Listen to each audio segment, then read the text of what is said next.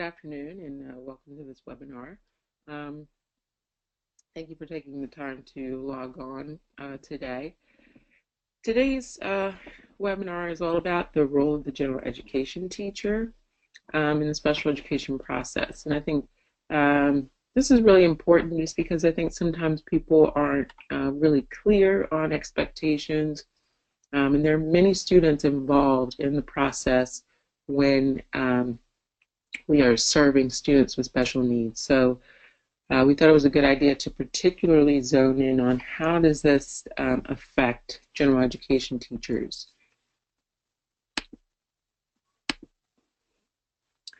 So what we've done, and what I hope you can get from this today, is that we came up with 4 key responsibilities that general education teachers have in the process for educating students with disabilities. So we'll go through each of those 4 and can address any questions that you have.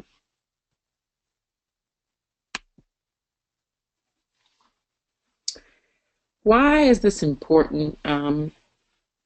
First and foremost, remember we always have to understand that when we are serving students with special education services, our primary goal is to provide access to the general education curriculum. And the law highlights this various times throughout. So in order to do that, general education teachers have to be an integral part of the teaching and learning process for our students with special needs. So then the question becomes, well, how do they actively carry on in that role?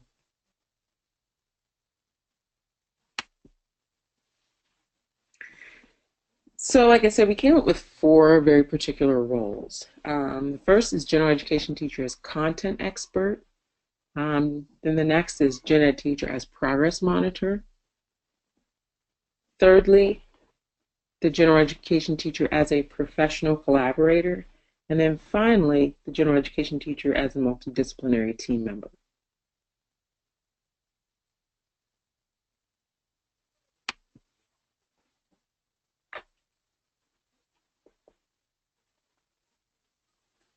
So how does the general education teacher participate as a content expert?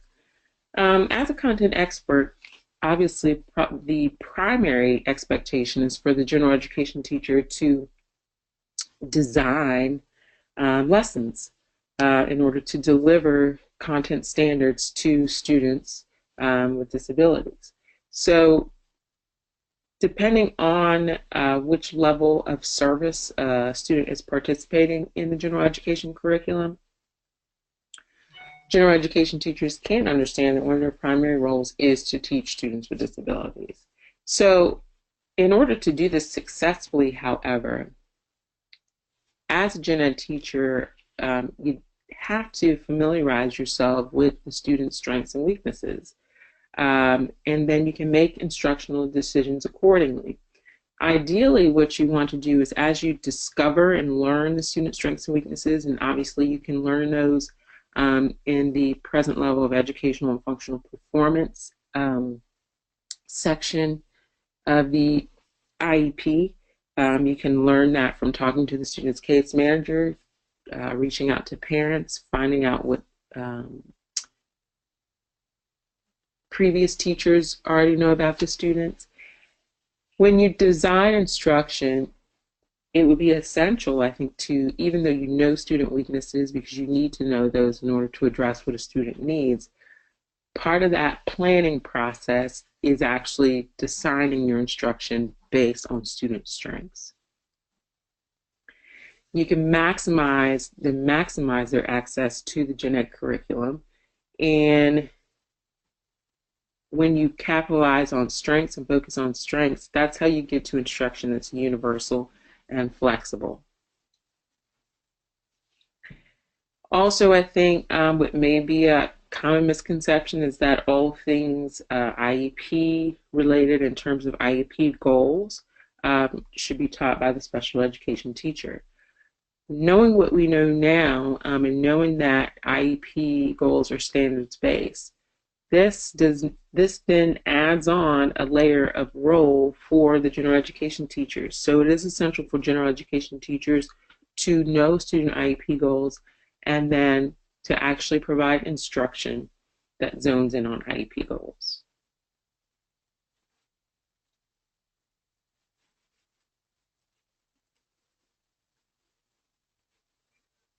Secondly, I like to tease out this concept of the general education teacher as a progress monitor.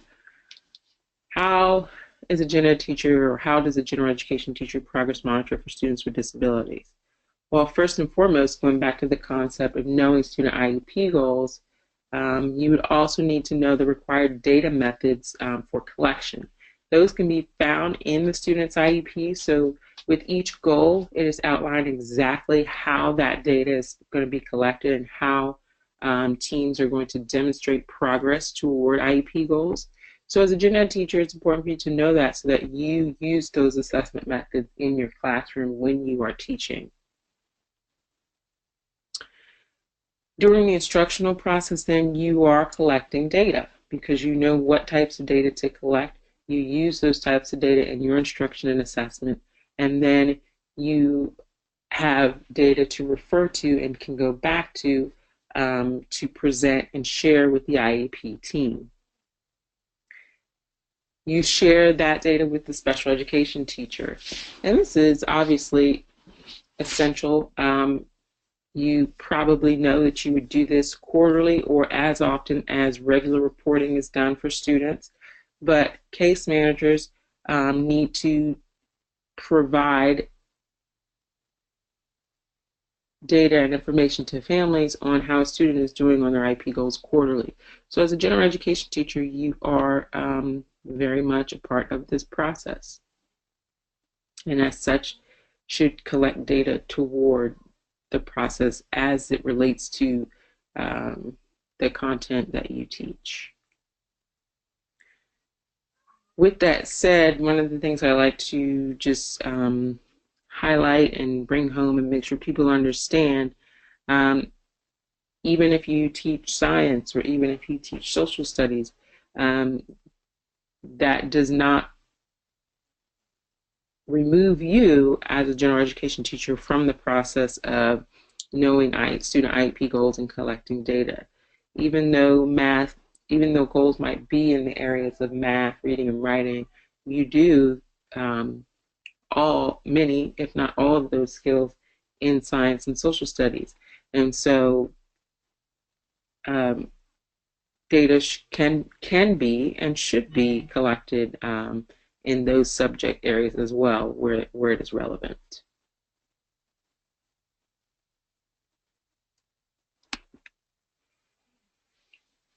The general education teacher as collaborator. One thing that's important for the general education teacher to do in this process of serving students with special needs is to make sure they're maintaining regular contact with all stakeholders involved with the student. So the special ed teacher and case manager, the student's parents, any related service providers who work with the student. It is not, everyone doesn't have to necessarily go through the case manager to communicate. There are really high levels of success, I believe, where general education teachers know and are familiar with all the individuals who are on a student's team and communicate with them on a regular basis. I think strong general education teachers also understand that they should actually seek out advice on instructional modifications and accommodations that should be made to improve outcomes for students. Seek out advice from a special education teacher.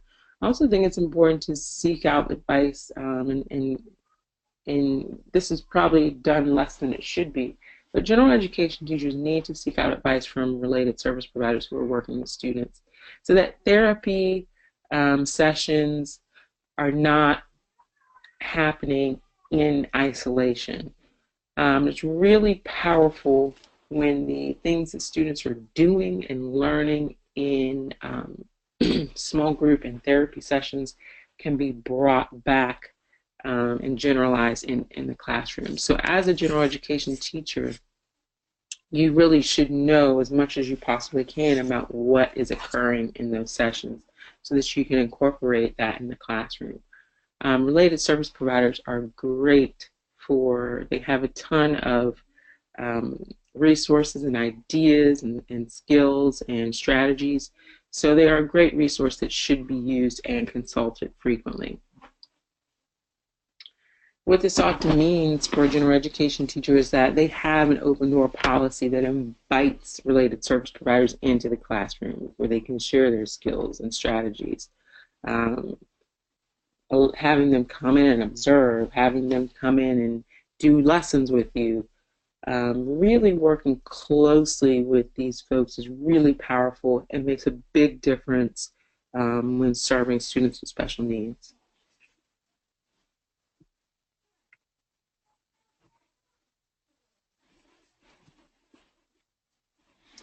As a multidisciplinary team member, what are the particular things that are really necessary for general education teachers?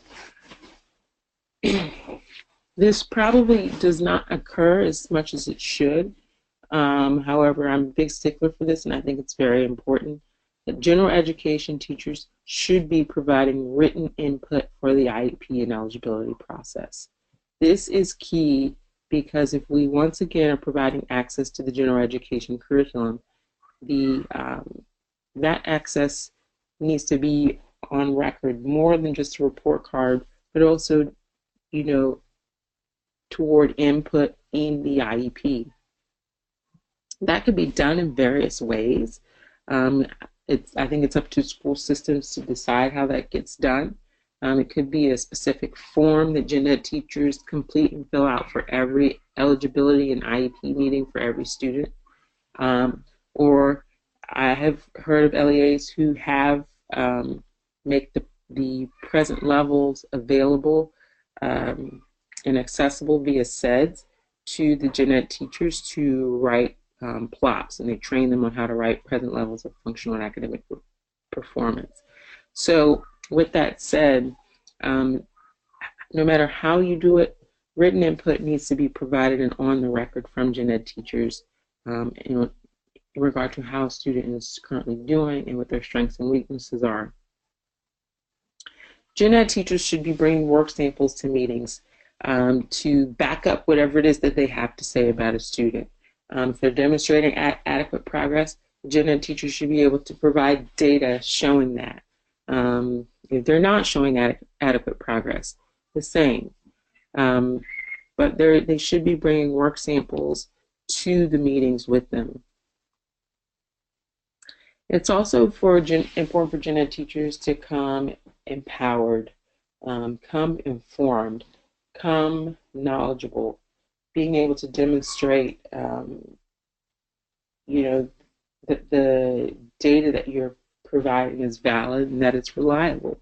Gen ed teachers should feel comfortable enough to make a strong contribution to the decisions that are made at the table with the IEP team. And so it's really important to, however best you can get what you need, training, support from administrators, support from the special education department, to be armed to be a powerful contributor to the IEP and eligibility process when you come to the table. It's very important. The input from gen ed teachers is just as important as the input from anyone else.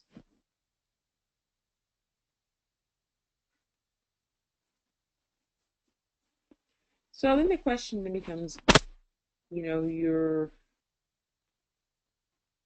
because you are a content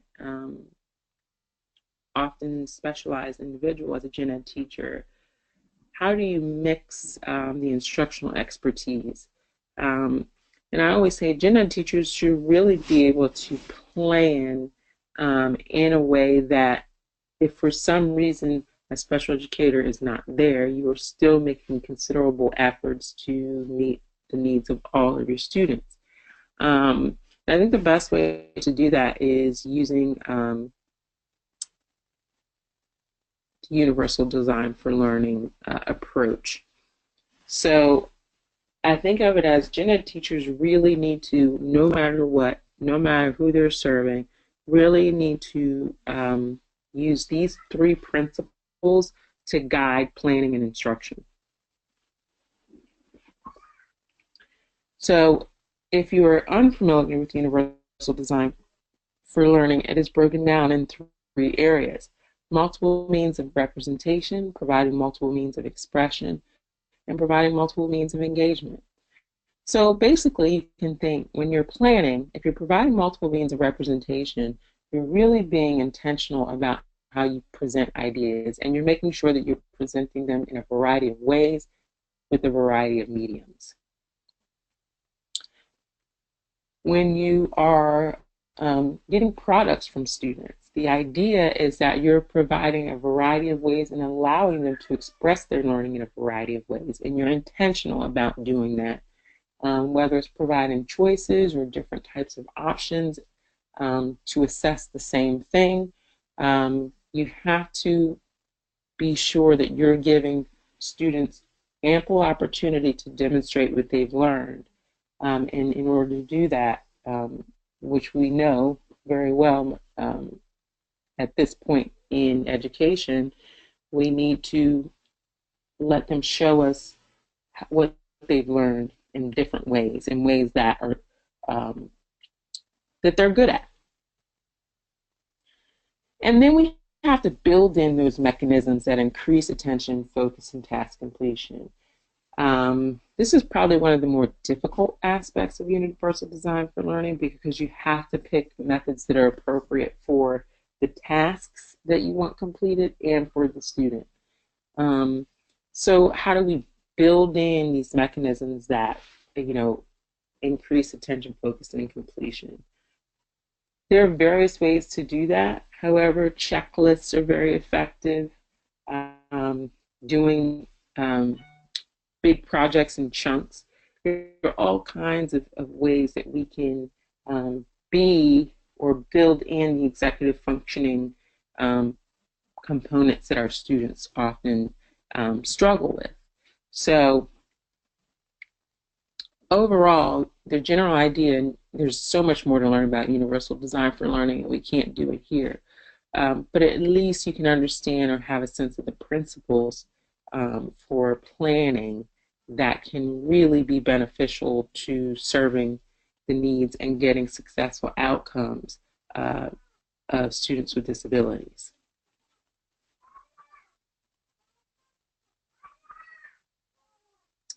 Some ideas for monitoring progress toward goals. The biggest thing is to keep a full copy of the student's IEP on hand. I know a lot of times schools distribute IEPs at a glance, which are just snapshots of the important things that you need to know and be able to go to right away. As a gen ed teacher serving a student with disabilities. However, a full copy of the IEP on hand is highly beneficial. Get familiar with the goals, keep a binder of the goals, and then pair them with complete artifacts. This is an easy way to monitor and collect data so that you can just have a binder that you pick up and take to a meeting. Also,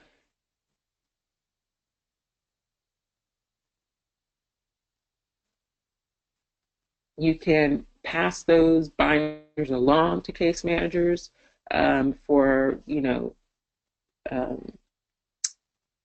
progress monitoring, for quarterly progress or trimester progress. If your school does trimesters, you can pass them along and they can be returned to you when they're complete, or you can just hand them over to case managers for them to keep.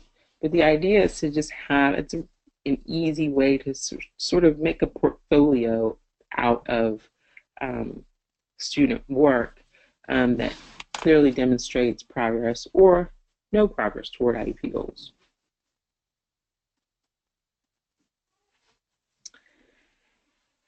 And finally, how can you be a master collaborator?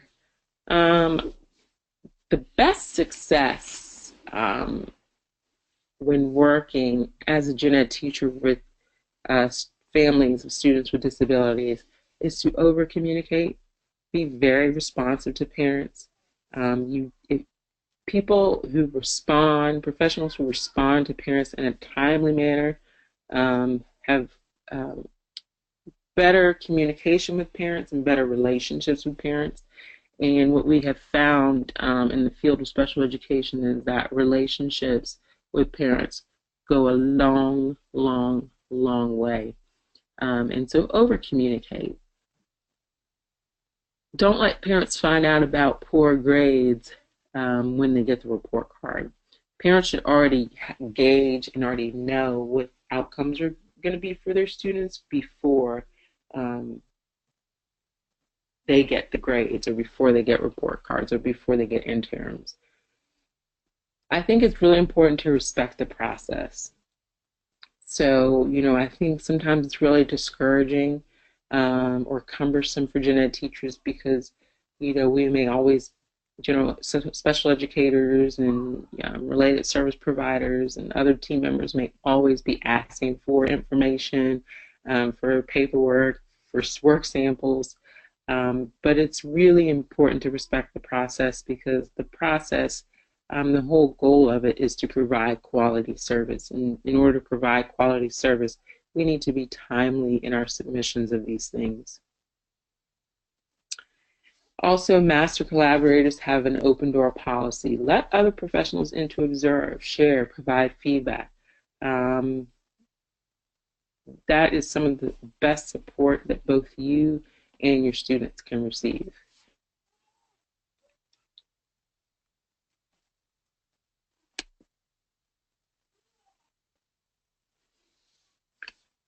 How can you best contribute as a multidisciplinary team member? Some of these will be repeats of things that I've already said, but actually bring work samples and data to the meetings to share. Be informed. This is why collaboration matters. The more informed you are, the more data you have, the more prepared you are. This is going to be a huge contribution to the team, and you will be a respected component of the team to be listened to.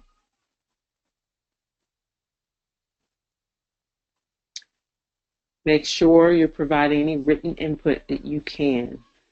When you're providing written input, some key things to include are discussion of the student's strengths and weaknesses. Actually include attendance data too. And discuss how many days the student was present, how many days they were absent, how many days they were tardy. All of this gives the team a good glimpse of whether any struggles are related to actual learning difficulties or just not being in school. And this is really important information in order for teams to make good professional decisions. And then be sure that when you are providing written input, talk about not only academic, but talk about functional and social emotional behavior as well. Share that information, because all of that is important to the process of planning programs for students with disabilities.